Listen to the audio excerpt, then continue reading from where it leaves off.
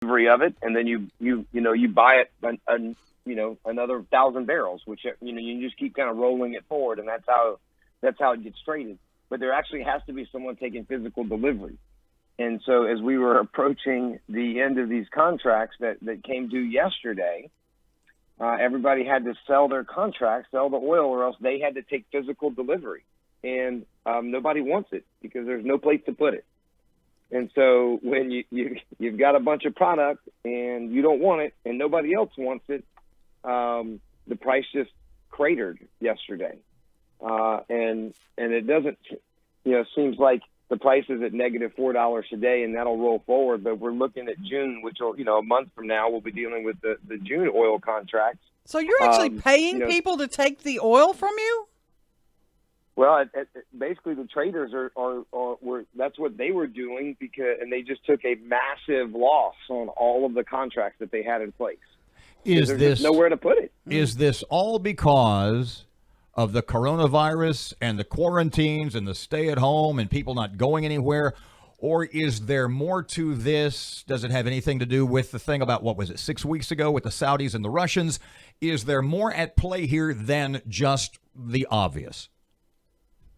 Yeah, generally speaking, it is the coronavirus. And what the Saudis and Russians did a little bit certainly started the downturn, and the cuts that they talked about don't go into effect until next month. But really what we've seen is just the complete destruction of demand for oil globally because of corona, because not only is Louisiana on shutdown, the U.S. on shutdown, but Italy, India, Spain, England. I mean, the whole world is, in many ways, effectively, on lockdown. And when people aren't driving their cars and they're not getting in airplanes and they're not taking cruises and, they're not doing their normal life and we're not consuming the products in the same way, there's just no demand. So we've lost, 30% of the demand for oil globally, which has created this huge glut. Normally when we talk about supply and demand and OPEC weighing in on oil, it's because they put 1 million barrels of oil extra onto the market, and that drove prices down.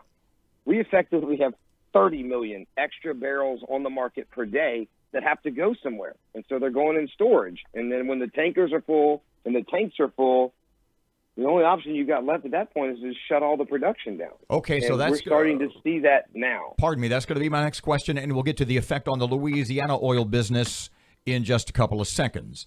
But if you have oil companies shutting down wells, and correct me if I saw this wrong, but I thought I read that once a well is shut down, it almost is never started back up again. But the point is this, is that if oil companies are shutting down wells for now, and how could this affect availability in 4 or 6 or 8 or 10 weeks? Could there be a product interruption? Well, the Saudis are never going to stop flowing. They don't have the same economics that we do, right? They don't have to make money because they're just a government. They can go, print more money or whatever, and use the trillions they have in reserves over the years. But for the U.S. and for Louisiana, I mean, some wells, when they get shut in, if they're shut in for, 30 days, unless price jumps up to $50 or $60 in this huge swing, they're just not going to produce again. And if they don't produce for 90 days, you might lose the lease entirely. And so you pretty much would lose that production.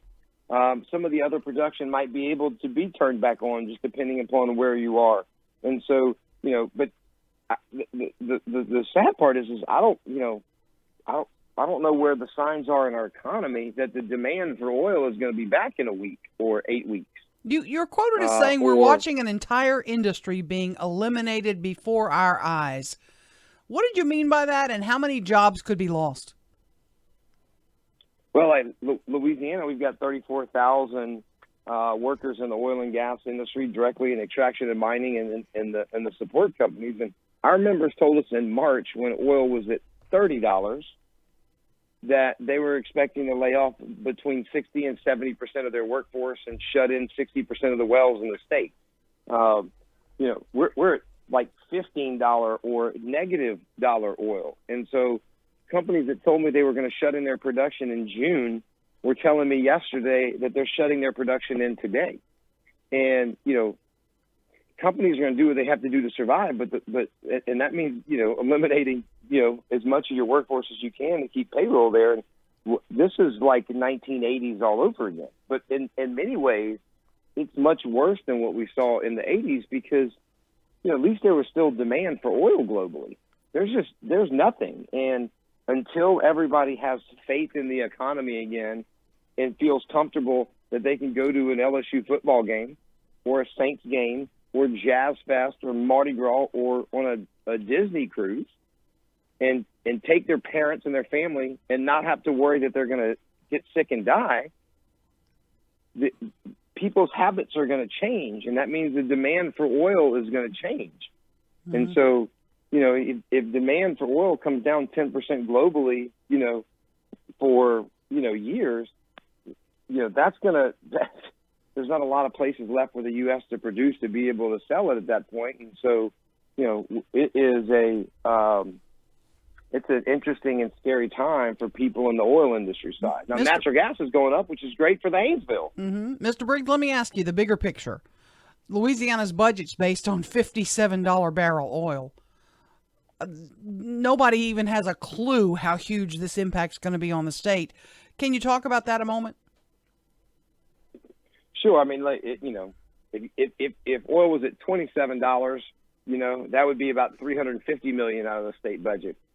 If you budget oil at $17, that's $450 million. That's also assuming that production remains consistent.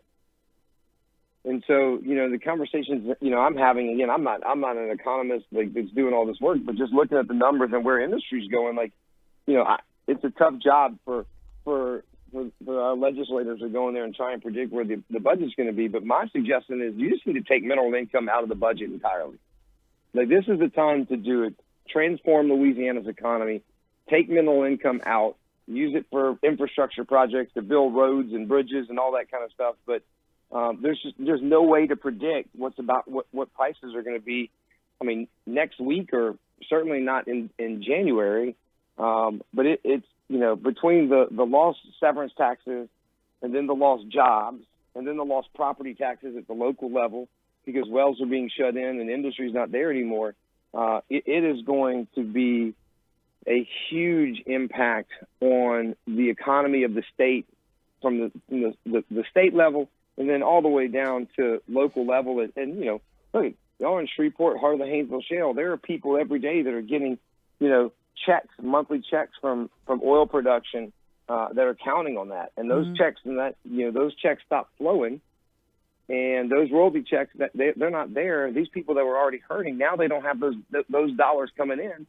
And so that's another layer of the impact that we're going to see because of this. And that's across the state as well. So it's going to be a disaster. And the only thing that we can do is to get our economy moving again.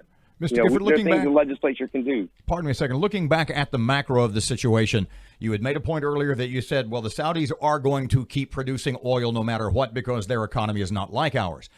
If more and more Louisiana companies, if more and more American companies are shutting down because there's no demand, in the short or maybe in the long term, would this also endanger American energy independence and make us dependent on the Saudis and the OPEC countries again? Oh, without a doubt. I mean, we are more energy secure right now as a nation than we ever have. Where we're producing 13 million barrels a day, and we're exporting oil and we're exporting natural gas, and we're doing all these amazing things. And we have more natural resources, oil and gas, being produced than just about ever in our history. And because of that, we have the ability to sort of block out the world from, the challenges that they're facing. I saw a projection the other day that we could lose as much as 8 to 9 million barrels of production over the next 9 months. Well, that flips their script from being a net exporter of energy to being a huge importer of oil and totally reliant once again on countries that we don't want to be relying on for our energy. And, President Trump has made it a point to try and be, energy dominant. And he's trying to take steps right now to help the industry out. but you know, we can't cut our way out of this problem, and we can't store oil to long enough and in volumes enough to save us. You know, we have to get the economy moving again, so that we can keep wells flowing and keep people working, and hopefully we can see, you know, that happen globally and the demand go back up, and you know, the industry can thrive.